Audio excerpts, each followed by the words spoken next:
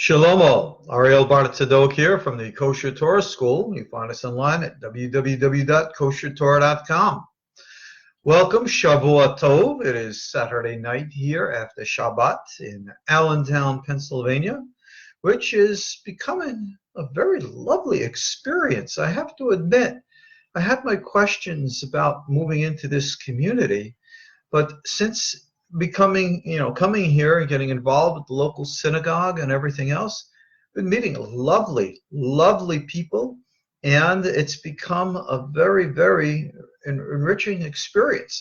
It's actually rather relieved. A while back we had our concerns about moving here, and I'm very thankful to tell you, all water under the bridge, as they say. Allentown's a beautiful, beautiful town. For those of you interested in joining our KosherTorah community, here's the place. We have a beautiful shul. Don't hold against them. They're Ashkenazim. It's all right. We all work together in that respect. We have a mikveh, a community center. Great place for anybody who wants to consider, a relocation. Very affordable as well. With that being said, let's discuss tonight's topic, which is astrology, reincarnation, and what we can learn from all of this, what it teaches us about what I call the mechanics of the universe, and how we fit into all of this. This is a very, very important topic in that respect, so let's go right in. As we know, all right, like really basic Bible stuff, God created the heavens and the earth. Yes? Yeah, we all know that. But understand now, I think we all understand that the universe operates in accordance to certain laws. Now, science is going to tell us the universe operates by what they call natural laws. Science, physics, we all understand this too. It's no brainer, right? But now understand what the Bible teaches. Remember right from the beginning, Genesis 1:1, in the beginning God created the heavens and the earth. It has always been understood that our reality is a dual reality. This is what the original old Kabbalah called du partzufim. You can go into one of my courses, the Masechet Atzilut course. It's available on our front page, KosherTorah.com. We discuss all of this in great detail for those of you who want to learn about this. The dual reality in which we live we in our spiritual religious world, called the difference between the physical and the spiritual universes. But I don't like that word spiritual because it really doesn't mean anything. When we talk about the spiritual, we use words like soul. But I think that in order to understand what we're really dealing with, we have to understand, again, what I call the reality of it. We're talking about the power of the mind. Everything is the mind. If you will, God, that which we call God, is the supernal mind, the supreme mind. Rambam, Maimonides, refers to God as the Matsui Rishon, the first cause. Actually, God would be the first thought from which everything operates. Now, thought is a very, very important operation because essentially nothing can exist without a thought behind it. If you look even to the structure of physics, the subatomic world, you have neutrons, protons, electrons. We've discussed this before. How does an electron know that it is, in quote, a negative charge? How does it know that it's supposed to, orbit? Where does all this information come from?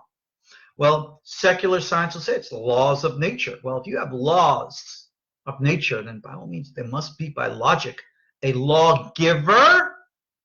Let's not get anthropomorphic here to start thinking of God as some kind of a little old man with a white beard and some kind of nonsense that many people think. No. It's very clear to us. God is what we call the active being of the universe. I've written about this in my essays. God is the supernal mind. God is the supernal consciousness, the collective consciousness of everything. So if that is what God is, what are we? We are individual sparks of that. And it's because we are individual sparks of the greater whole, we are essentially all connected. Our problem is that our present level of consciousness, we have lost contact with awareness of that greater awareness, that greater consciousness. Where does that greater consciousness exist? That's in that place which we just referred to as heaven, the Shamayim, that higher dimensional reality. It is, by the words that we use today, we'd call it supernatural, but there's nothing supernatural about it. The world of mind, the world of spirit, the world of the spiritual, is as much natural as our world is. It operates in accordance to its own laws of physics. We might refer to these things as metaphysics or supernatural, but meta, super, these are subjective terms from our present point of view of a lack of perception and awareness of this higher reality. Well, ever since the beginning, that which we call the tree of knowledge, good and evil, remember that story in the Garden of Eden? Again, it was all a metaphor, it's a symbol, there's no physical tree or anything of the kind. That which we call the greater soul, the Adamic soul, materialized and incarnated into physical bodies here on Earth. This caused a whole bunch of stuff. I discussed this in a lot of my material. You go into my book, Aliens, Angels, and Demons. I discuss a lot of the ancient midrashim from many, many sources of what all this means. I'm not going to get into it right now. But bottom line, that which we call our souls, or that part which is our higher mind, only the smallest part of it is in the physical body. The greater part of it exists in that higher, greater universe surrounding us at all times, which most of us are completely oblivious and unaware of. So what can I say? That which we call in our Torah tradition prophecy, or Ruach HaKodesh, divine inspiration, is very simply the techniques and tools used to cultivate greater awareness, expansion of mind and consciousness, today called the development of psychic powers of the mind. These aren't gifts. No, the gifts is something that is not yours, that you're given. No, this is a natural inherent part of us, of who and what we are.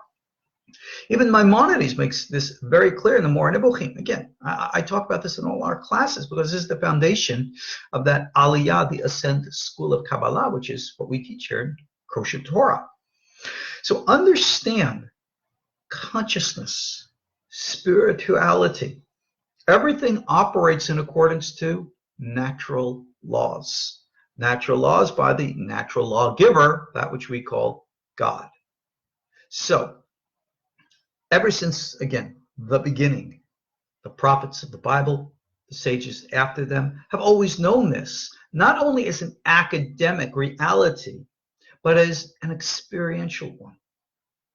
Back in the day, Nevi'im, prophets, they went to school. Yeah, they went to prophet school to try to learn, to expand consciousness, to develop psychic abilities, to become sensitive to, aware of, and interact with the greater powers around. Well, those techniques, those tools of learning have never been lost. They were passed down to our sages and passed down to this very day, and unfortunately not very well embraced or observed by many of my own peers, especially those in the Kabbalah schools. My peers are mostly of the academic nature. They love to read books and tell you what the books say. I tell you, you know what? Let's close the books and start seeing and experiencing with your own self, getting back to that higher consciousness, and then you can see for yourselves. Then you recognize what the books really mean. That's how my teachers taught me. But anyway, getting back to the topic here. With regards to understanding the universe and its operations, no one's ever really written the book about the fullness of spiritual laws. Now, Chaim Vital, the great master Kabbalist, came very close to it in what we today call the Lurianic Kabbalah. You can read the Et Haim, the Otzrot Haim, dozens and dozens of hours of teachings about these things. They are very helpful. You learn about the worlds, the levels, the domains, which are really levels and domains of consciousness, which he refers to as Atzilut, and Birya, and Yetzirah, and the like. Again, I have dozens and dozens of classes. I have ebooks on this stuff. Go learn it there, because there's only so much we can cover here in our short times together. These outline, if you will, the parameters of the mechanics of the universe. But now know and understand that we, as monads of consciousness, that's what your neshama, your soul is. You are a conscious, sentient spark. That's the best way I can describe it. Maybe consider it 1/100th, 1% or 10% of your fullness is in the physical body, in the conscious mind. The rest of you is hovering around, I guess, for lack of a better description. And when we come into this physical body, we come for a reason. We come for a purpose. We are here because this world is school. Best way to describe it. We do not ascribe to the mythologies of other religions, which believe that we come here one time and we're good or bad, and then you go eternally off to heaven or to hell. Lovely stories, great for a fear tactic to keep people involved, or I should say in line, but that's not what we've ever learned. That's not what the Bible, the Tanakh, teaches. And even though many of the teachings of our sages will refer to Gan Eden or Gehinnom, you must understand that many of the teachings of the rabbinic sages were never meant to be taken literally. That's why they're called midrash. They are stories. They're meant to teach us many, many profound lessons and insights. Now, I've always found it curious and to a point disturbing that reincarnation, you're not going to find in Judaic literature, gosh, for maybe the 11th, 12th century, maybe like the Bahir is one of the first to actually mention it. And in debate with the rare elements of those people who today contest reincarnation as a Jewish belief, they bring that up, and I agree with them. I don't know why it was absent for so many centuries, but it was, and I got to admit it. But today, it is part and parcel of everything that's in the Judaic canon. It is held and embraced by all the great leaders and sages of Torah Judaism, has been for centuries. So for those who don't want to accept or embrace it, whatever, I could care less. You do whatever the heck you want. But don't you go around and lie and say that it's not part and parcel of Judaism today, because it is. Now, astrology. The sages of the Talmud, especially those from Babylon, were master astrologers. Indeed, in the book of Deuteronomy, there's a pasuk, a verse that says, Kihi chochmatam ubinatam b'nei hamim. For this is your wisdom and the understanding in the eyes of the nations. The sages of the Talmud were renowned in the ancient world as master astrologers. They understood the mechanics of the universe. They understood the operations of natural or supernatural laws. Why? Remember what Torah Judaism is all about. We state in the Gemara, since the time of the destruction of the temple, remember the temple was the place where we actually had the physical, vibrating, energetic presence of God. It didn't exist in the second temple, only in the first. Well, the presence of God, instead of being external as it was in those days, or physical, what they call the kavod, today, the Gemara says, only found in what's called the Arba Amot of Halacha, that little rectangle, 4 square feet of Halacha. Of course, that's, again, a symbol. God is found in the Halacha. Halacha, most interpret as Jewish law. For those of you who know the word, means the way to go, the path, the natural order. You see, the sages of the Talmud innovated what we today call Jewish law, halacha, to correspond to, calibrate, and coordinate with the natural supernatural law.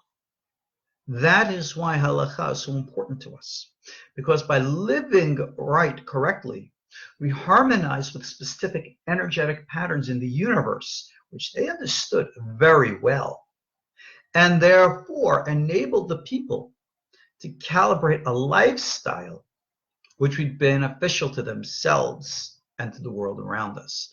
That is the underlying reasoning to halacha. And those who understand halacha correctly recognize the universal natural nature of halacha. You will understand, for example, those of you familiar with the Oriental traditions, say, for example, of Taoism. You've heard in the Tao Te Ching, amongst others, they call it the Tao, the universal way. That is the halacha. It's exactly what the halacha is, the natural way. The Kabbalists always understood this. They've always understood that the ritual observances that we have are, if you will, vessels much deeper, deeper teachings. And this is why many of the great sages, they studied the secrets of halakha, why and how we observe the Sabbath, why and how we observe kosher, foods that we eat and don't, and what they teach us about the universal way. Very profound stuff. We have all these classes online for those of you who want to learn it. I'm just trying to lay down the foundations, because you have to understand everything operates according to universal law. When we want to talk about the planets and the movements of the stars, to understand this is both an art and a science. The science, even astronomy, acknowledges stars and planets move in specific, precise order. No one can deny that. Look at the way the Earth goes around the sun. Sorry, we're not geocentric here like certain, sorry, I have to say, weirdos who, again, misinterpret our holy sages. There's certain groups out there, and you know what I'm talking about, who still think that the Earth is physically the center and the sun goes around it. I think something's going around inside them, but, oh, they're going to be offended by me. Since when have I ever been known to be politically correct? Never. But anyway, and then you got the flat earthers out there. I'm not going to go there. I can't fight every battle. But anyway, let's get serious again.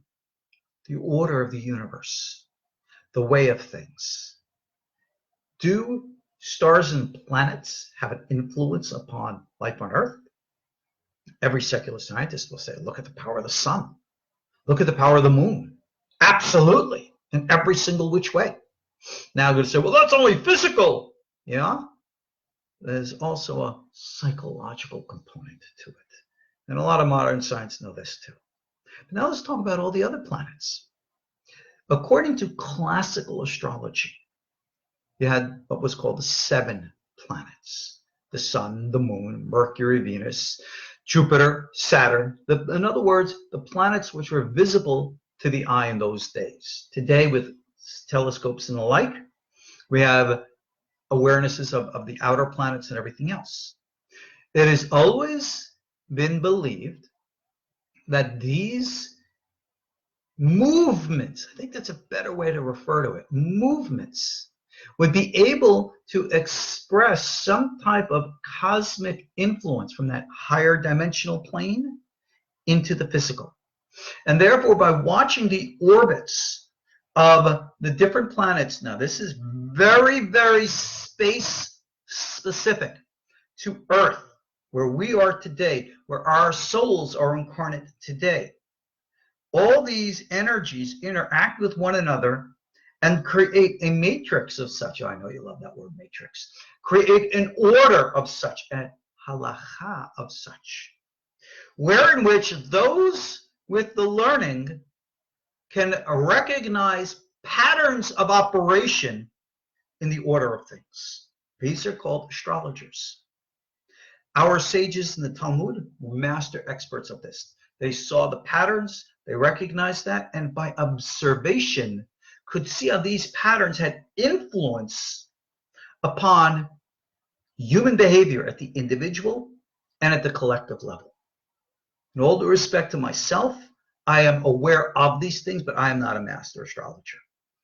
I am actually working right now with somebody from our KosherTorah school who I'm trying to hope to get out to become a public astrologer and work with us and to offer her services publicly to our KosherTorah audience. I think she's fantastic. I just got to get her to believe that.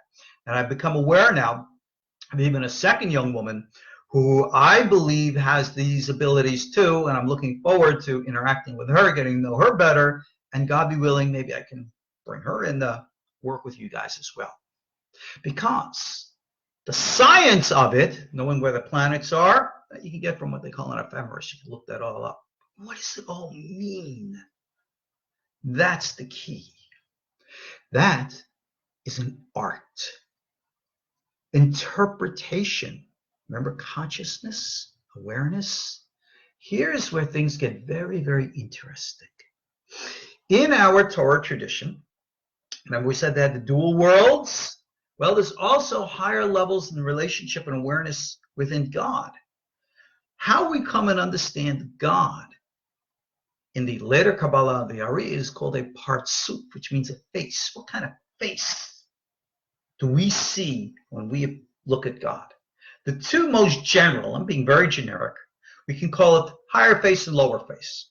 Now, I'm not going to get into Zah, Nok, but those are the Lurianic ways. We can call it, if you will, the power of din, severity, limitation. In the Bible, it's referred to by the name Elohim. Also, Elohim is the numerical value of the Hebrew word hateva, which means nature, natural law. And then the higher face, called Zerampin, or Yudke Vavke, God's higher name, God's essence, the conscious mind of the universe. So essentially, the two have a relationship of like soul, Yudke Vavke, to body, Elohim, or, I'll use the words, supernatural to natural, metaphysics to physics. Even though I don't like those words, I'll use them anyway to try to get this understood. This is the du partsufim. What does all this mean? I find it curious that even science today understands that with regards to particles. Now, you've heard this. They say the particles move in two ways. They move in the form of particles, beep, beep, beep, beep, or in waves. How curious is that? And modern science also understands the quantum level. Reality doesn't exist until it is observed. Reality exists as a potential until it is observed and collapses into the singularity of an awareness. Schrodinger's cat, for those of you who are familiar with the physics of this, Niels Bohr's and all that other stuff. Okay, this is old Torah. This is what the Kabbalah has been teaching forever. The art of astrology operates by merging these two realities into one. And a master astrologer isn't one who just reads a book. Anybody can read a book. They have to have that psychic awareness, fluid understanding of the wave function and how it operates at the particle level, boop, boop, boop, boop, boop, and connects the two. When we can understand this, you can see and understand the operations of what I call the mechanics of the universe and how God's put all these operations into effect. So, what is the actual power of Mars when it's in a specific positional relationship with Saturn in its specific place to the Earth? Go look at patterns in the history of humanity, and you'll find that every time that happens, certain things happen on Earth. Curious? No. Shows you God's way. Shows you God's cosmic halacha.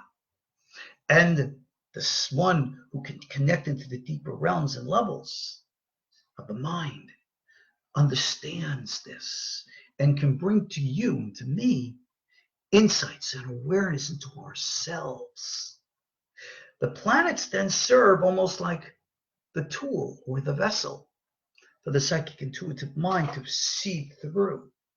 Now, I've shared with you all of this. This is exactly what the prophetic path has always been. We do not use the planets and their placements to predict the future. Why? Because that is collapsing the potential of the quantum field into a singularity, locking in a reality which does not have to be. Because the power of mind is always free to choose. That is why every one of us has the ability to do better.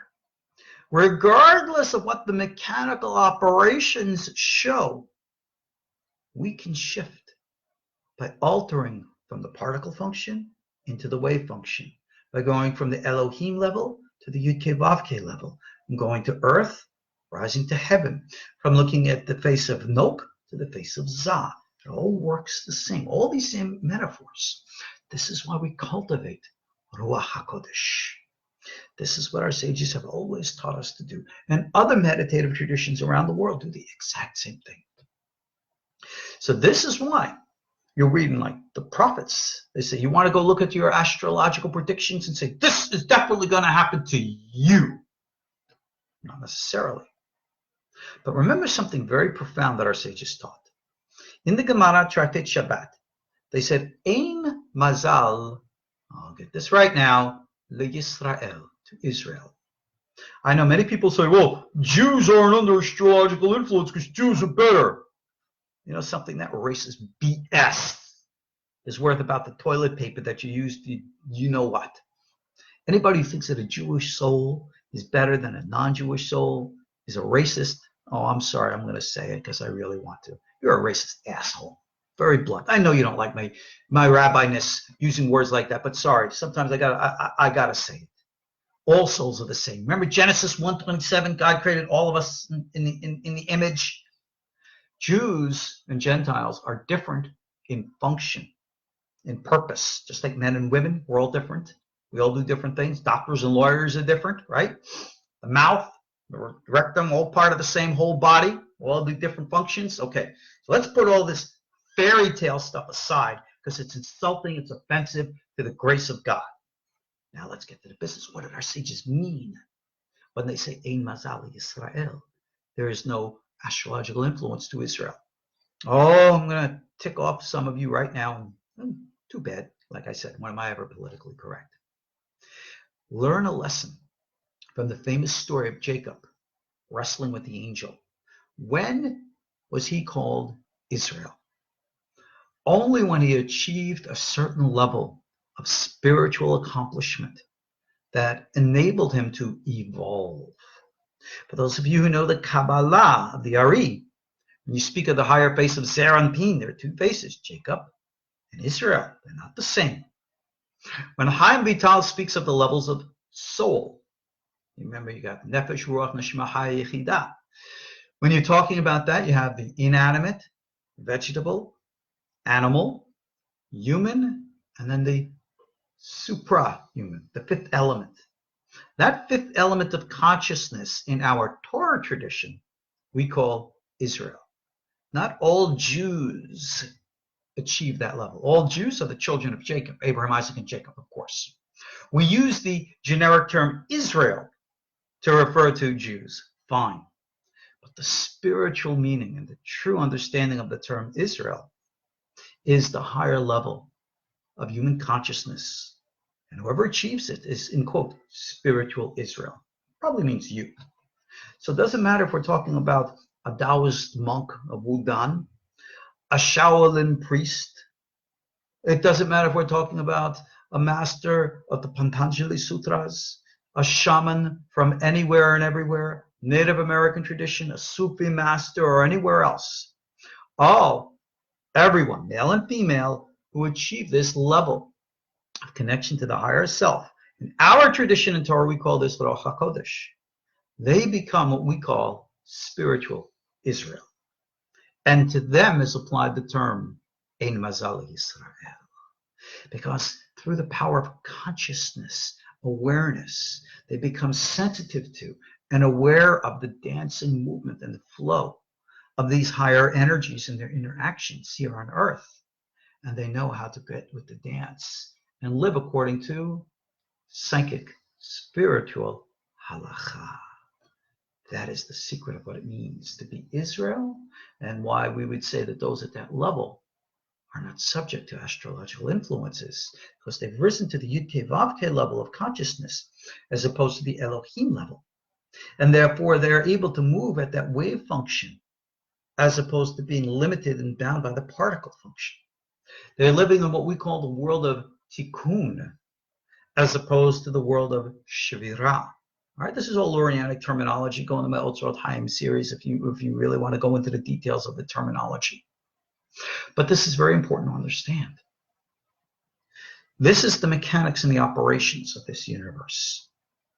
Our souls, our consciousness, when it comes to Earth with its purpose, it just doesn't plop down like out of nowhere. You know, it's not like little stork brings you, like, you know, then drops you at the mommy's desk or whatever.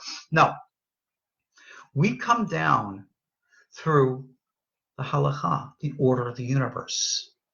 And our souls, our consciousness, descend through the planes of existence in a specific space and in a specific time, which properly calibrates and reflects the reality of our souls and personality. So, really what it works like is this.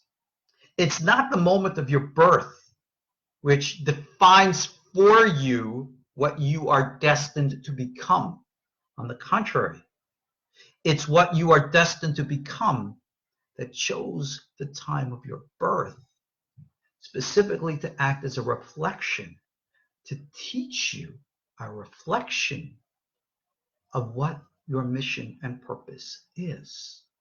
And a real good astrologer will be able to look into your chart, recognize all these different operations and functions and relationships, and bingo, help identify you, your purpose, your strengths, and your weaknesses, and use your chart as a psychological tool for self-transformation, self-introspection, and to help you understand things. Does it predict to you the future? It can predict to you potentials and possibilities, but it does not show you definites because we have choice. While we're on the topic, we're now in the end of the Hebrew month of Ab. We're coming to the month of Elul, and of course after that, Rosh Hashanah. Rosh Hashanah is called the beginning of the year. Well, why? Really, if you look in the Bible, wasn't the beginning of the year Nisan, when the celebration of freedom? That's human consciousness. But in the world around us, the lower level, the world revolves around Libra. Libra, the scales, that's the Mazal, the sign of Rosh Hashanah, the balancing of energies. And as we pass through Libra, all these energies of balance and alignment take influence, and they will project their influence upon us until we come back to Libra, and that's the year, and that's why Rosh Hashanah is called Yom Hadin, the Day of Judgment. Where we come into this time obviously has its relationship to where we're going after that. That's why we talk about the month of Elul being a time of Teshuvah, return, etc., and so on. All of this is astrologically based. When our souls come to earth with its purpose, with its function, they have a direction. In psychology, Carl Jung would say that we have a teleological approach to psychological individuation. Fancy words for saying somehow, somewhere, something inside of us is guiding us towards a predestined path and purpose. That higher self of ours, which we call the neshama soul, it exists in that higher quantum reality. And it exists and sees, if you will, a million or more possibilities for what you and I can do right now at this moment, tomorrow, the next day, and throughout the rest of our lives. So you think, I'm locked into my destiny. Well, yes, you are. But do you know your destiny? Do you know the multiple potentialities of that destiny? No, you don't. And no, you won't. Because the multiple possibilities of destiny, what does that word multiple mean? Infinite. When you rise above the particle function to the wave function, from the Elohim consciousness to the Yud-Kei Vav-Kei consciousness, from Nok to Zah, you go from the rigid Din to the fluid Chesed. And you can therefore move in the fluid state. You're no longer bound by the rigid. You've no longer collapsed the singularity. You've opened to the potential. Many people are very frightened by that. But that's what we have, our choice. Many people today are so fed up with the world. They want it all ended. Let's have an apocalypse. Let's have the Messiah come, and somehow there's going to wave a magic wand. Everything's going to change. Yeah. Do you know why Mashiach hasn't come for 2,000 years? It's because we haven't had the consciousness at the collective level to materialize such an evolution in the collective humanity. But we are all connected. We can't separate from this. The sages knew this. This is why they used the term Kol Yisrael, that fancy word again, Yisrael, aruvin ze leze. All who are at the level of Israelite consciousness are intermingled, connected with one another. This is something, again, I myself have experienced, where I've met many people from many different spiritual paths. People from Eastern paths, shamanistic paths. On the surface, our religions are different. Our theologies are different. But somehow, in some way, we don't have to say a word. We can look at one another and recognize within ourselves a deeper bond and a connection. Because our souls are talking to one another. Our neshama levels are talking to one another. And when you become aware of this, sensitive to this, you become knowledgeable. Remember, knowledge is the intimate internal knowledge. Now, remember, everything that I'm telling you here is totally kosher Torah. You might be familiar with a teaching from none less than Elijah the prophet, Eliyahu HaNavi himself, where it's stated in the book Tana de Eliyahu, Eliyahu Rabbah, chapter 9, for those of you who want me to play the rabbi game of quoting things to you. Me'id alai shamayim ha'aretz. Eliyahu says, heaven and earth will bear witness. Heaven and earth, why? The higher and the lower merge together to express the reality. Everybody, man or woman, Jewish or non-Jewish, free or slave, which is your financial other situations, receive the Ruach HaKodesh depending on what they do, how they cultivate human consciousness. Yes, a foundational Torah teaching, Rambam, again, more Nebuchim. I want you to understand the nature of the astrological influences as the mechanics and operations of the universe. I want you to understand the nature of the reincarnation of your souls. We come back over and over again to get it right. Evolving consciousness. That's what this is all about. So wherever you are, whatever walk of life you are, it doesn't matter. I personally don't care what religion you are, what your background is, what mistakes in the past you've made, or what you do. Because all that matters is here and now and where we're going in the future. Recently, cultivated our relationship with a new student who unfortunately took a step backwards. I was very hurt by that because I really had high potentials and hopes for this student. And just now after Shabbat, I reconnected with this student and found that this person is taking the necessary step forwards. That made me so happy. Why? I recognize the nature and order of things. You always take a step back, take 2 steps forwards. When I teach martial arts to people, I always teach people, whenever you throw the punch, you get the 1. You throw the 1, the 3, the 1, the 3. And they say, what happens to the 2 and 4? I said, that's what you get. Any of you ever practice martial arts for real? I mean, full contact, combat. You know that, like you see in the movies, Bruce Lee, Jackie Chan, Jet Li, and all the rest of these guys, and they're blocking those punches. And all. That hurts. Ouch. It does. That's part of life. That's all part of life. It's the growing process. This is reincarnation. You take a step backwards, don't worry about it. It's for a purpose.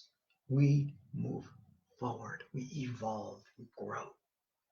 This is why I want to get my astrologers involved, to help work with you so that they could look at your charts and with their art express to you what you need to hear, because their psychic neshama soul, I pray, may be active for whatever I can offer you through our KosherTorah school, can act and serve you to teach you, me, us, what we need to know and understand. So understand, everything comes from the singularity, which we call God. But nothing is so simple and bland. Everything operates according to the multiplicities of the laws of the universe. And the laws of the universe and the laws of consciousness reflect one another, equally complex, and interact. So therefore, when you look to the stars and you'll see a beautiful mechanical pattern in the natural astronomical view, understand that that also has a soul to it, which we call the astrological view. Your physical conscious mind will understand the astronomical view. Your psychic intuitive mind will understand the astrological view. So we'll have the harmony of both science and spirituality. We will have the harmony of understanding the inner and outer realities. This is what this is all about. You don't get more kosher Torah than this. You will understand the nature and order of your own soul, why you're here, where you've come from, and where you need to go. It's an art and a science merged together as one. And when you unite it in the singularity of God, Yud-Keh Vav-Keh, you will recognize and you will see that the God of the supernatural, Yud-Keh Vav-Keh, the God of the natural, Elohim, is all one. And as we go through this Tishrei process of Rosh Hashanah, at the end of Yom Kippur, those of you who know the ritual prayers, what is the great proclamation? Hashem Yud-Keh Vav-Keh Hu Ha-Elohim. Hashem Hu Ha-Elohim. Yud-Keh Vav-Keh Elohim. The natural and the supernatural, the physical and the metaphysical. Heaven and the earth, Zah and Nok. Yin and Yang, Mad Ben, Echad. Shema Yisrael. Here, Israel, the higher level of conscious souls. Hashem Yud-Keh Vav-Keh is our Elohim. Hashem Echad. This is the great secret of the Torah, the path we live, and what our Kosher Torah school teaches. Check out the courses that I have for you online. They're there for you to learn from. I'm hoping and praying I'm going to get my astrologers on board to be able to provide services for us all.